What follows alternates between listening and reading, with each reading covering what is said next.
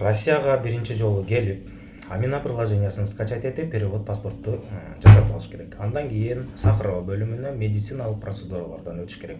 Ошол эле жерде госуслуги ачтырып, жана аны биометриядан өткөрүп, ИНН СНИЛС сим картаны ошол жерден алса болот, подтверждение кылдырып. Андан кийин бир жума убакыттын ичинде кайра полученияга барасыздар. Полученияга баргычакта официальный жумушту издеп табып, же болбосо наличный подработкаларга чыгып, акча кылып алыш жакшы болот, жөн отургандан көрө. Андан кийин полученияга барып, зеленый карта, красный картаны алып, 3 медициналык кагаздарын алып, Амина приложениясына регистрация болуп коюп, официальный жумушка кирип, трудовой договор жана анын уведомлениясын алыш керек.